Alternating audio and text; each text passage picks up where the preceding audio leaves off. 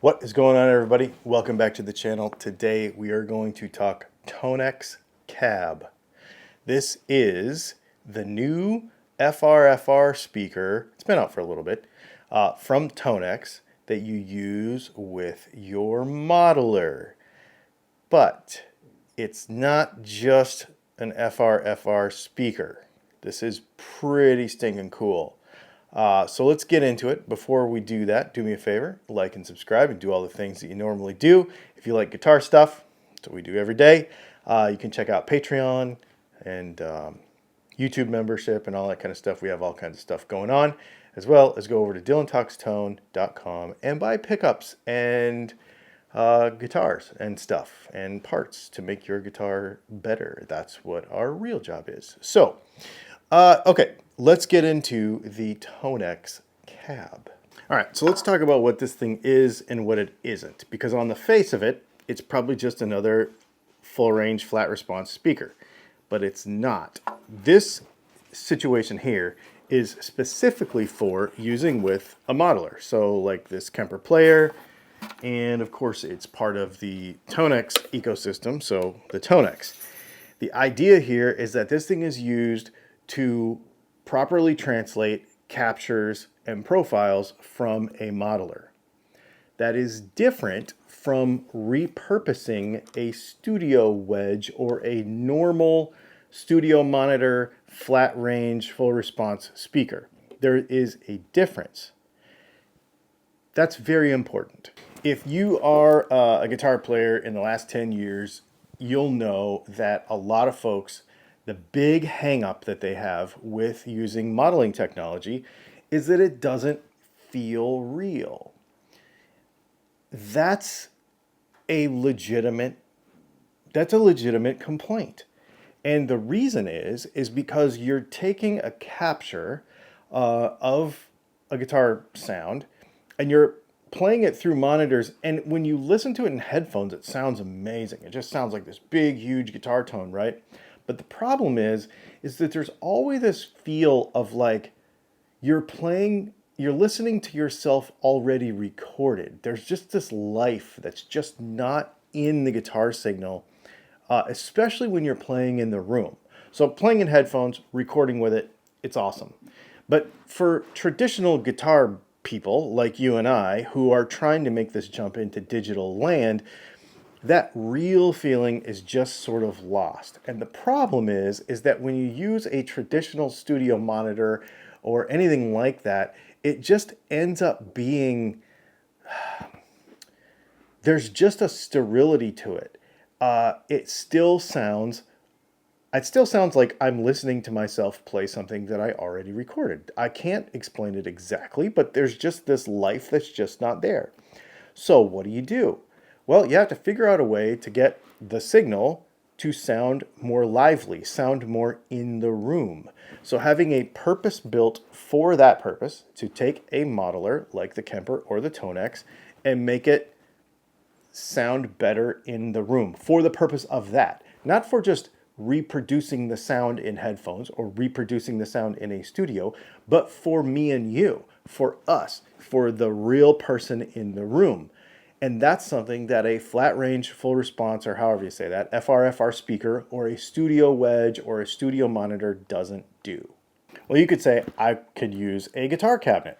I have tried that. I actually built a 1x12, I had two of them, and I built a 2x12 cabinet with specific speakers and tried to do it because I was like, I'm only going to use it in the room. But there's a dimension to having a fully affected guitar sound with like all of your delays and all of your time-based stuff, all of your boosts and all that, as part of a profile or a capture that then gets lost when you just use a regular guitar cabinet. So the form factor of this and how it's executed is really important, not to mention the onboard DSPs and some other digital magic stuff that this particular unit that I've never seen in any other unit has, that I think makes a lot of sense to solve these problems. And it makes it sound like real, because it is. All right, so let's talk about what we have here. This is the Tonex Cab, and it is a 1x12 cabinet, but it's not. So if we pull off if we pull off,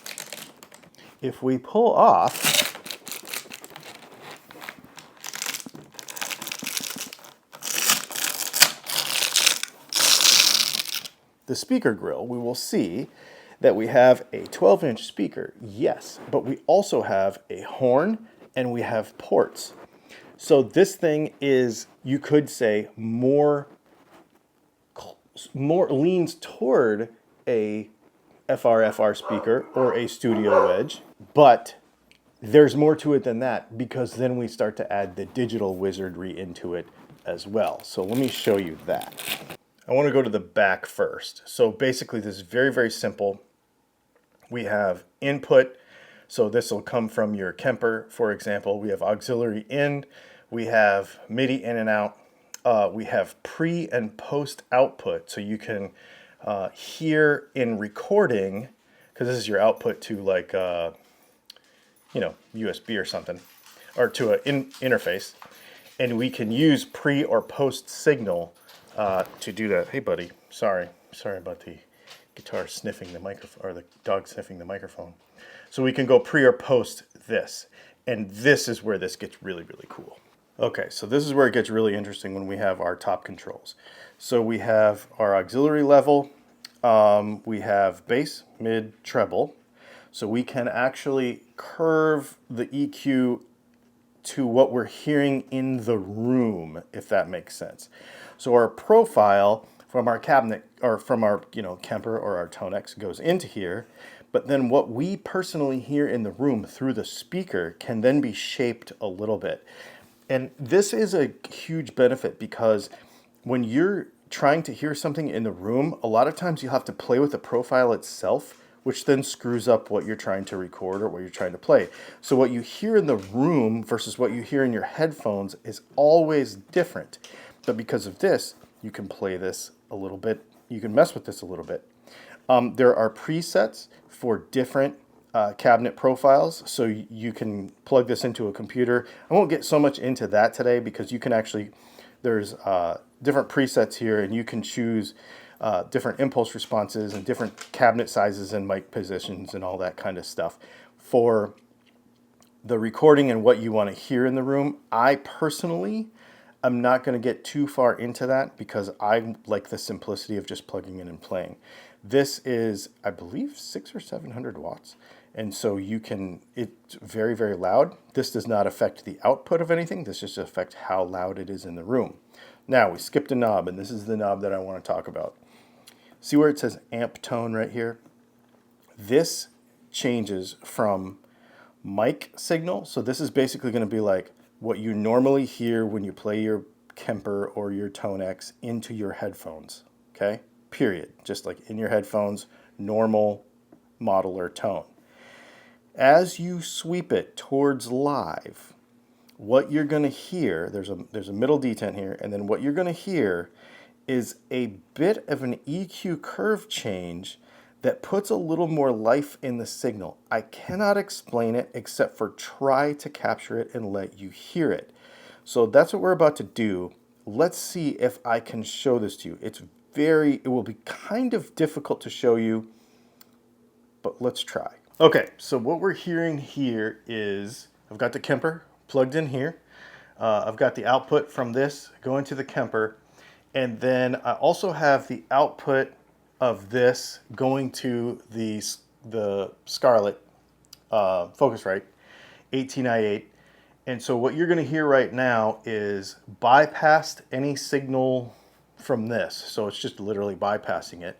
So you can get a good idea of what the basic, what that profile sounds like coming out of the Kemper, okay?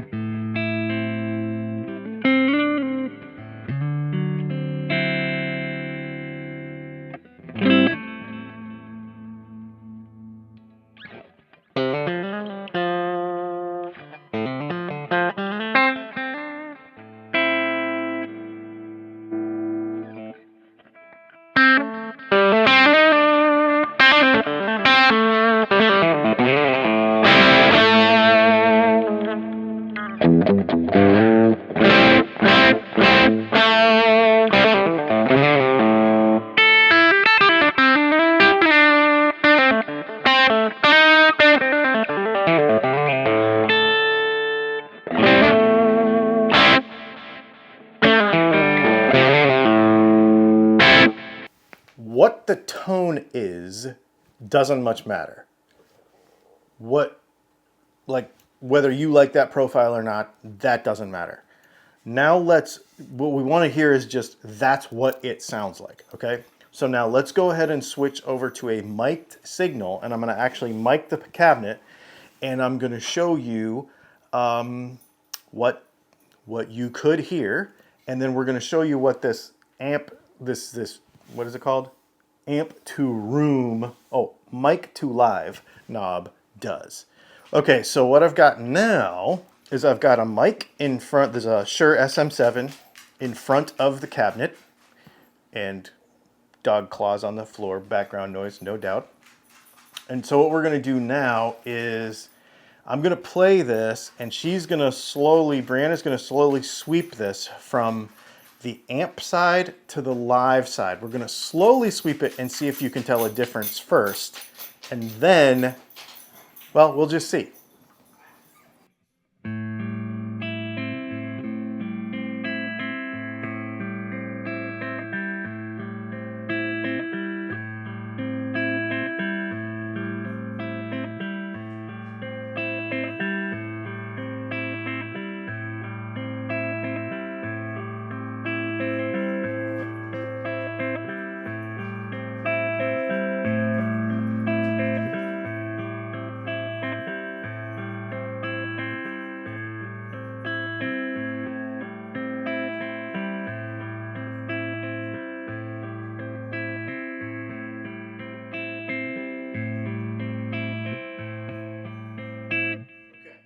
So she swept it from the amp to the middle to live, then back to middle, and then back to amp. It's so subtle that as I continue to play, you might pick up on it a little bit, but now let's do it kind of a back-to-back thing. So let me play a riff. Middle.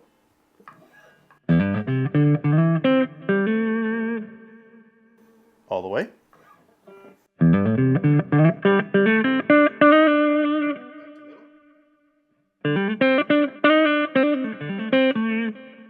Back to all the way down.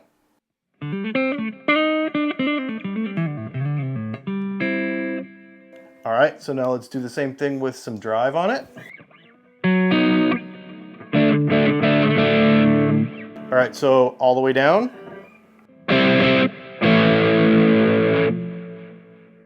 Middle. All the way up.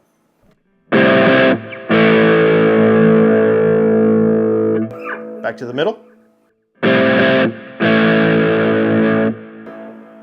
All the way down. Okay, so that was probably a little more drastic. You were able to hear it kind of one right after the other. And what it might sound like to you is just a weird mid-range bump. But in the room, what it does is it's almost like, because the rooms every room size is different, the air bounces off the wall different ways, right? So like the size of the room, the treatments that you have in the room, all those sorts of things, how loud you're playing can all affect what you want it to sound like in the room.